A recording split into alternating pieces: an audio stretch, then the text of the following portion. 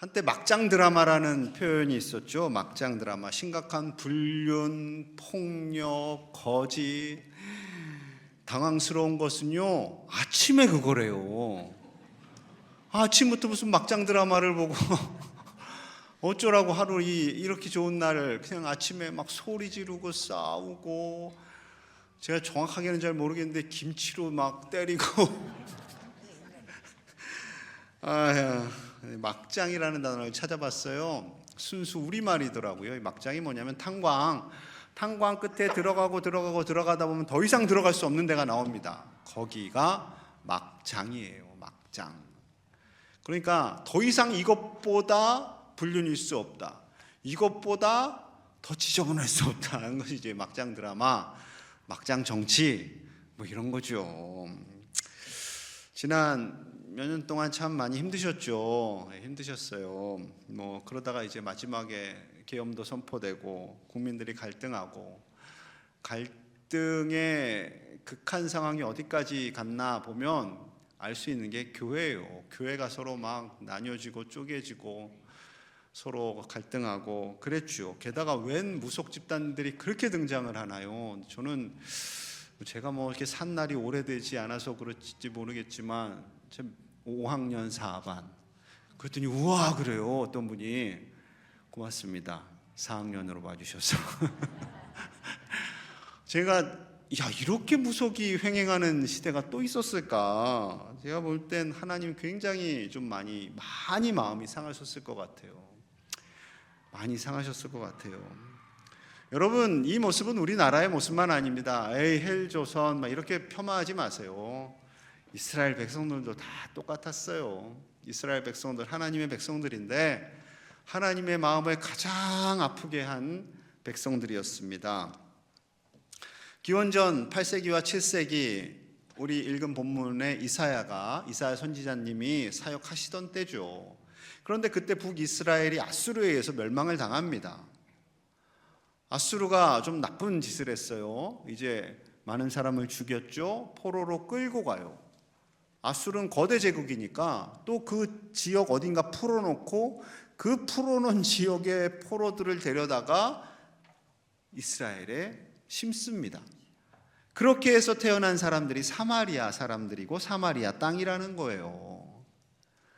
순수혈통을 강조하는 이스라엘 사람들이 얼마나 싫었을까요? 사마리아 쳐다도 안 보고 이렇게 삥 돌아가고 그랬어요. 이제는 유다마저 멸망할 그런 상황입니다. 그런데 하나님께서 오늘 말씀, 이런 엄청난 말씀을 주시네요. 자, 3절 같이 봅니다. 시작. 주께서 이 나라를 창성하게 하시며 그 즐거움을 더하게 하셨으므로 즐거움과 탈취물을 나눌 때의 즐거움같이 그들이 주 앞에서 즐거워하오니. 아멘. 하나님께서 망해가는 유다를 창성하게 하실 것이라. 백성들이 즐거워할 것이라. 이 즐거움이라는 표현을 무려 4번이나 사용하십니다. 즐거워할 거야, 즐거워할 거야. 그런데 이 즐거움은요, 원어의 의미는 혼자서 뭐 낚시를 하거나 혼자서 책을 보거나 혼자서 취미 활동을 하는, 게임을 하는 그런 즐거움이 아니라 공동체적인 즐거움을 의미합니다. 그래서 나라라는 표현을 쓰셨고요, 추수, 전쟁이라는 표현을 쓰셨어요. 탈취물을 취한다라는 게 전쟁이거든요. 여러분, 나라는 혼자 되나요? 한 명이 갑자기 될 수는 있대요. 뭐 얼핏 뉴스에서 봤는데 의미가 없죠. 내가 대통령하고 내가 총리하고 내가 장관하고 내가 국민할래요. 이게 상식적으로는 안 됩니다. 뭐 가능할 수도 있지만, 게다가 추수, 넓은 들의 곡식을 추수할 때 혼자 하면 얼마나 외로워 보이겠어요. 그러나 같이 하면 쉽고 재미있기까지 하죠. 전쟁 혼자 할 수 있어요? 없어요. 어떻게 전쟁을 혼자 해요? 오늘 조엘 월드 페스티벌, 저 밖에서 아이들의 목소리가 와 혼자 하면은 그냥 그런가 보다 하는데 저렇게 여럿이 애들이 막 웃고 즐거워하니까 얼마나 좋습니까? 여러분, 손주를 보면 왜 좋아요? 걔가 웃거든요. 웃어요. 그냥 빵실빵실. 그래서 할머니 할아버지가 좀 웃겨보려고 그냥 재롱을 누가 부려요? 어르신들이 부리죠. 그런데 세월의 때가 묻고 근심, 걱정, 염려, 상처, 아픔을 가지고 70, 80, 90이 되다 보니까 얼굴이 점점 어떻게 돼요? 뚱해져요. 뚱해져요. 나는 즐거운 것도 모르겠고 기쁨도 모르겠고 하나님이 내 기도는 응답해 주는 것 같지도 않고 난 맨날 아프고 목사님이 내 나이 돼봐요. 감동받아갖고 그냥 웃을 일이 있는가? 그래도 웃으려니까 그래도 즐거워하셔야 돼요. 거울 보시고 내가 좀 표정이 어둡다 하시는 분들 좀 연습을 하세요. 연습을. 저희 어머니 아버지도 표정이 굳어지시길래 웃으세요. 장로님 웃어요. 제가 그런 적 있어요. 여러분 오늘 말씀이 정말로 막장 같은 세상에서 즐거워하기를 원하세요. 즐거움을 주세요. 두 가지 있어요. 자, 첫째는 하나님께서 흑암에 살던 백성들에게 빛을 비춰주셨습니다. 1절과 2절 볼게요. 전에 고통받던 자들에게는 흑암이 없으리로다. 옛적에는 하나님 여호와께서 스불론 땅과 납달리 땅이 멸시를 당하게 하셨더니 후에는 해변길과 요단 저쪽 이방의 갈릴리를 영화롭게 하셨느니라. 2절 같이요. 시작. 흑암에 행하던 백성이 큰 빛을 보고 사망의 그늘진 땅에 거주하던 자에게 빛이 비치도다. 그 시대나 이 시대나 세 부류로 표현하고 있습니다. 첫째, 우리는 고통받던 사람들이에요. 둘째, 흑암에 살던 사람이에요. 흑암은 두 번이나 반복되죠. 어두워요, 어두워. 이 빛이 다 켜져 있고 태양빛이 있지만 어두운 거예요. 셋째, 사망의 그늘진 땅에 거주했던 사람들인 거예요. 그러니 소망과 희망이 있어요, 없어요? 없어요. 늘 상처, 원망, 아픔, 눈물, 고통만 가득합니다. 게다가 이 스불론 땅, 납달리 땅, 갈릴리는요 북쪽 이방 민족이 계속 공격했어요. 지금도 공격하고 있잖아요. 북쪽 이스라엘을 위쪽에서 계속 공격을 해요. 공격하면서 때로는 이스라엘이 지니까 그때 이방인들이 내려와서 삽니다. 여러분 이스라엘 백성들은 돼지를 먹을까요? 안 먹을까요? 답을 가르쳐드리고 있죠. 안 먹어요. 그럼 돼지를 칠까요? 안 칠까요? 안 쳐요. 율법에서도 금하고 있고 이스라엘 백성들도 안 먹는데 왜 쳐요? 그런데 성경에 돼지 친 사람들이 나와요. 거라사 지방에 갈릴리 주변 동네인데 예수님께서 그 거라사 지역에 독한 귀신 들린 사람을 찾아가서 치료해 주십니다. 그랬더니 거기서 귀신들이 나와요. 우르르 나와서 어디로 들어갔죠? 돼지떼에게 들어갑니다. 몇 마리? 2마리 하신 분은 성경을 잘 안 읽었거나 새 가족들이고 2,000마리 떼에게 이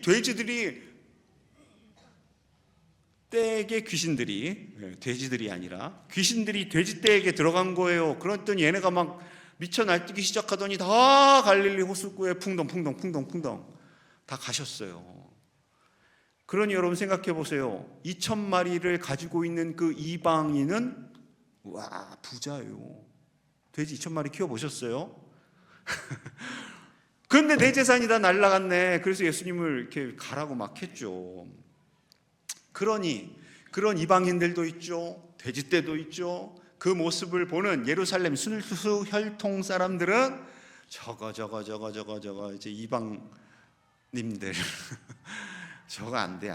사마리아나 쟤네들이나 다 그냥 같은 놈들이지 했던 거예요. 했던 거.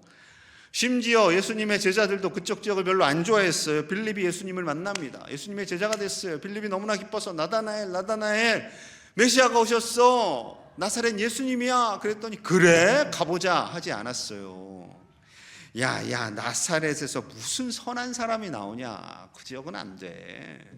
그랬던 나다나엘이 결국 예수님의 제자가 됩니다. 아니 목사님 12제자에 나다나엘이 없던데요? 없어요. 그럼 누가 있냐? 바돌로메가 있습니다. 바돌로메. 바는 아들, 돌로메는 아버지의 이름이에요. 돌로메의 아들이 있는 거죠. 제 아들에게 어느 집사님이 물어봤어요. 야, 네 이름이 뭐냐? 그랬더니 박제일의 아들인데요. 이리 와봐 너. 반항하지. 그럴 수 있지 않겠어요? 근데 이렇게 표현하는 것이 그 시대에는 있었어요. 자기를 좀 감추고 이제 아버지를 드러내거나 파리도 은혜 받으려고 왔어요. 왕파리 이만한 게 왔어요. 그럴 때는 종종 이름을 바꿔요. 그런데 그의 본명은 나다나엘이었던 거죠. 그쪽 지역을 부정했던, 나사렛 지역을 부정했던 나다나엘이 어떻게 예수님을 믿게 되었을까요? 하나님의 빛이 그에게 임한 거예요. 요한복음 8장 12절입니다. 예수께서 또 말씀하여 이르시되 나는 세상의 빛이니 나를 따르는 자는 어둠에 다니지 아니하고 생명의 빛을 얻으리라. 생명의 빛을 얻으리라. 나는, 예수님은 세상의 빛이십니다. 예수님이 세상의 빛이에요. 그 빛이 우리 안에 들어오면 우리도 어떻게 돼요? 생명의 빛이 우리 안에 임하게 되죠. 그리고 우리가 살고 그 빛이 퍼져나가요. 그게 하나님의 인도하심이에요. 여러분, 하나님께서 주신, 예수님께서 주신 이 빛은 생명의 빛입니다. 나를 통해서 다른 사람이 사는 거예요. 나만 사는 게 아니라 다른 사람도 사는 거예요. 그래서 어둠의 땅, 흑암의 땅이었던 저 북쪽 지역 나사렛이 예수님이 오심으로 말미암아 변화가 일어나는 거예요. 생명의 땅, 회복의 땅, 치유의 땅이 되는 거죠. 2010년 남미 칠레라는 나라가 있는데 산호세 광산에서 이 광산이 매몰 사고가 일어납니다. 이제 갱도가 무너지는 거죠. 근데 문제는 사람들이 저 700m 밑에 있었어요. 대략 감은 오는데 이 사람들이 어디 즈음에 있을 것이다 할 것 같은데 이 사람들을 어떻게 구해야 할지, 하루하루 가는데 살아는 있는지 감이 안 오죠. 그러다가 어렵게 계속 이제 구멍을 뚫잖아요. 어디에 있는지. 그러다가 33명이 살아있습니다 라는 그 기쁨의 소식을 듣게 돼요. 그래서 이제 17일째 그러니까 17일간 계속 노력을 한 거죠. 그리고 이제 거기서 이 사람들을 하나씩 꺼내 올리는 작전이 시작됩니다. 어떻게 했냐면 사진 보시면 저렇게, 저 캡슐이에요. 큰 캡슐, 사람 한 명 딱 들어가는 캡슐, 작죠. 저거를 이제 700m 길을 낸 거예요. 구멍을 파고 저거를 내리고 사람들에게 한 명씩 타서 올린 거예요. 올라왔을 때의 기쁨, 다음 사진 보시면 저렇게 기뻐하는 거죠. 구조받은 기쁨. 세상의 빛을 볼 때 저들이 얼마나 기뻤을까요? 감동한 거죠. 감동. 33명 한 사람도 예외 없이 다 살렸습니다. 그래서 나중에는 영화로도 만들어졌어요. 33. 여러분, 그런데 저들이 구조는 되었어요. 그러나 물론 가족도 만나고 기쁘죠. 그런데 저들이 한 200년 살았다더라, 1000년만 살았다더라, 그렇진 않아요. 그렇진 않습니다. 잠깐 이 땅에서의 생명을 연장받은 거죠. 물론 가족을 만나고 생명이 연장됐어요. 좋아요, 기뻐요. 그런데 그렇다고 해서 영원히 사는 건 아니죠. 영원히 사는 것은 오직 예수님의 빛, 그 생명의 빛이 우리 안에 임할 때에 영생하는 은혜가 있게 되는 줄로 믿습니다.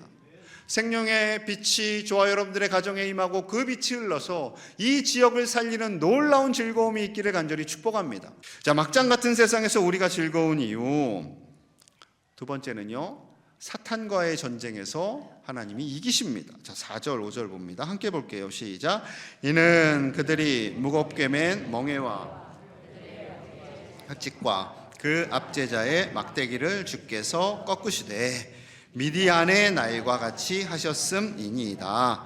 어지러이 싸우는 군인들의 신과 피 묻은 겉옷이 불에 섭같이 살라지리니. 아멘. 하나님께서 어둠의 세력들, 사단의 세력들을 꺾어 이기셨다. 섭같이 불살라버렸다. 섭이 뭔가요? 해서 찾아봤더니 마른 장작, 불에 쉽게 타는 마른 장작을 의미합니다. 그들이 땔감처럼 확 타올랐다는 거죠. 다 소멸됐다는 거예요. 죄만 남았다는 거예요. 그런데 4절에서 미디안의 날과 같이 하셨다, 이렇게 표현해요. 주님께서 그들을 꺾으셨는데 미디안의 날과 같이 꺾으셨대요. 그럼 미디안의 날이 뭔가? 또 우리 또 궁금하잖아요. 여러분들 굉장히 궁금하죠? 미디안이 사사 기드온이 있을 때 이스라엘을 공격해 옵니다. 몇만 대군? 13만 5천 대군을 이끌고 그 이스라엘 조그만 나라를 먹겠다고 온 거예요. 하나님께서 기드온을 불러서 너 나가서 싸워라 했는데 몇 만이 모였냐면 3만 2천 명이 모인 거예요. 3만 2천 대 13만 5천. 그러니까 이스라엘 병사들이 부들부들 떱니다. 떨어. 근데 하나님이 뭐 이렇게 말씀하세요. 사사기 7장 2절 상반절입니다. 여호와께서 기드온에게 이르시되 너를 따르는 백성이 너무 많은즉 내가 그들의 손에 미디안 사람을 넘겨주지 아니하리니. 하나님 잘못 말씀하셨죠? 기드온이 그랬을 것 같아요. 지금 저쪽 숫자가 많다는 거죠? 아니 너희가 많아. 너희가 이스라엘 백성들이 많아. 그래서 전쟁이 겁나는 애들 다 집으로 가라 합니다. 3만 2천 중에 우르르르 가더니 2만 2천 명이 갔어요. 그럼 몇 명 남아요? 10,000명 남죠. 그럼 얼마나 어이가 없었겠어요. 그런데 하나님이 또 황당한 말씀을 하시네요. 자, 사사기 7장 4절 상반절. 여호와께서 또 기드온에게 이르시되 백성이 아직도 많다. 얘야 아직도 많아. 그들을 인도하여 물가로 내려가라. 거기서 내가 너를 위하여 그들을 시험하리라. 너희들 목마르지? 물 좀 가서 마시자. 지금 아주 많거든. 목말랐던 사람들이 물가로 갔어요. 막 또 이 건장한 또 이 장정들은 또 멋있게 보이려고 이게 냇가에 머리를 푹 벌컥벌컥 마시잖아요. 소심한 새님들은 물 떠가지고 이렇게 마셔요. 근데 합격은 누구예요? 새님들이 합격됐네. 세상에 이 신중한 사람들, 침착맨들이 합격이 되고 이 떡대 좋고 좋고 이게 그냥 좀 터프한 사람들은 니들은 다 집에 가래요. 하나님이. 그러니 99%가 떠났습니다. 1%, 3만 2천 중에 300명 남았어요. 1%도 안 되죠. 원래는 정확하게 1% 하면 320명인데. 그래도 아마 기드온이 막 얼굴이 막 불그락 했을 것 같아요. 하나님 때문에 화도 못 내고. 이렇게 한 이유가 있대요. 이유. 사사기 7장 2절 하반절입니다. 이는 이렇게 한 이유는 이스라엘이 나를 하나님을 거슬러 스스로 자랑하기를 내 손이 백성들의 손이 나를 이스라엘을 구원하였다 할까 함이니라. 자기들의 힘과 능력으로 자기들의 무기로 이 전쟁 이겼습니다 할까봐 내가 다 보내는 거야 하시는 거죠. 이 전쟁은 300명만 있으면 돼. 하나님의 방법으로 이길 거니까 없어도 돼 하시는 겁니다. 자, 오늘 보면 6절 가볼게요. 이 방법이 오늘 6절에 있어요. 함께 볼게요. 시작. 이는 한 아기가 우리에게 낳고 되었는데 그의 어깨에는 정사를 맺고 그의 이름은 기묘자라 모사라 전능하신 하나님이라 영존하시는 아버지라 평강의 왕이라 할 것임이라. 아멘. 기묘자라 모사라 전능하신 하나님이라 영존하시는 아버지라 평강의 왕이라. 이분이 누구라고요? 아기. 우리가 지금은 예수님이라는 걸 알죠? 지금은. 이 말씀은 무려 약 한 2500년 전에 하신 말씀이고, 우리는 예수님도 그 사이에 오셨고 이렇게 예배드리면서 아기는 예수님이지. 그런데 2500년 전에 이사야의 관점으로 가보자고요. 그 시대 백성들의 관점에서 내가 너희의 왕으로 누굴 줘요? 아기를 줄게. 아기를. 여러분 이건 이런 거예요. 상상을 좀 해볼게요. 여러분 옛날에 권투 많이 보셨죠? 저 어렸을 때는 권투를 많이 했어요. 요즘은 이제 20, 30대들은 우리나라에서 그렇게 권투가 많이 했는지는 모르실 거예요. 그러면 이제 아버지, 형, 이렇게 흑백 텔레비전으로 봐요. 그럼 참 재밌어요. 뭐가 재밌냐면 소개할 때 재밌어요.